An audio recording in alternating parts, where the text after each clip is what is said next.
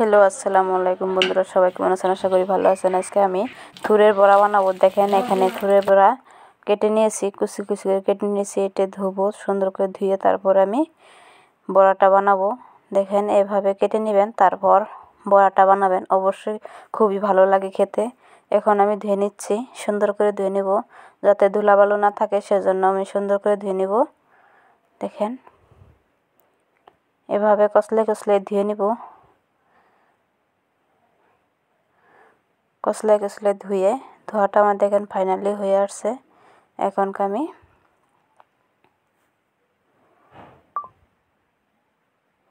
দেখেন ধোয়াটা হয়ে গেছে। এখন আমি ভাপে যে এখানে কড়াই বসাই দিয়েছি, ভাপে সিদ্ধ বসাই দিব। সেজন্য আমি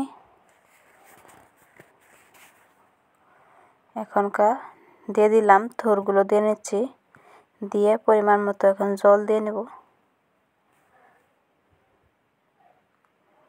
পরিমাণ মতো জল দিয়ে নিচ্ছি, দিয়ে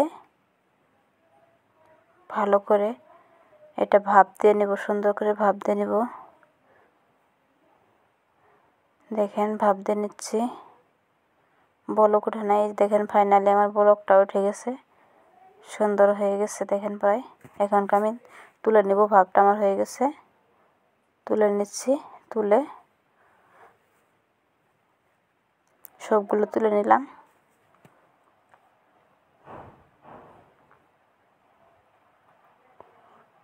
এখনকার দিয়ে দিলাম আমি বেসন 2 কাপ পরিমাণ।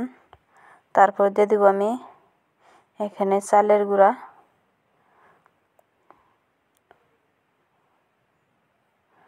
হলুদ, মরিচের গুঁড়া, জিরার ফাঁকি আর হলদের ফাঁকি সব কিছু দিয়ে নিলাম। পরিমাণ মতো এখন লবণ দিয়ে নেব। পরিমাণ মতো সব কিছু দিয়ে নিচ্ছি। এখানে পেঁয়াজ কুচি, মরিচ কুচি, রসুন বাটা, এগুলো দিলে খুবই ভালো লাগে বড়াটা, সেজন্য সব কিছু দিয়ে আজকে বড়াটা বানানো হচ্ছে। এখন সুন্দর করে মাখাই নিচ্ছি। দেখেন ফাইনালি আমার মাখানি হয়ে গেল। এখন আমি কড়াইটা বসাই দিলাম, তারপর দিয়ে দিলাম তেল। তেলটা গরম হয়ে আসছে, তেলের ভিতরে এখন দিয়ে দেবো সবগুলো একটা একটা করে বড়াগুলো, সবগুলো দিয়ে নিচ্ছি। এভাবে সবগুলো দিয়ে নেব।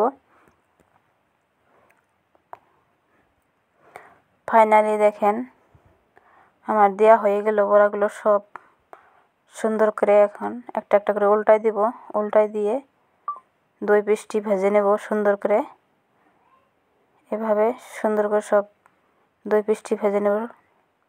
খুবই টেস্টি লাগে এই থুরের বড়াটা। আপনারা কে কে খান আর কে কে খান না একটু কমেন্ট বক্সে জানাবেন।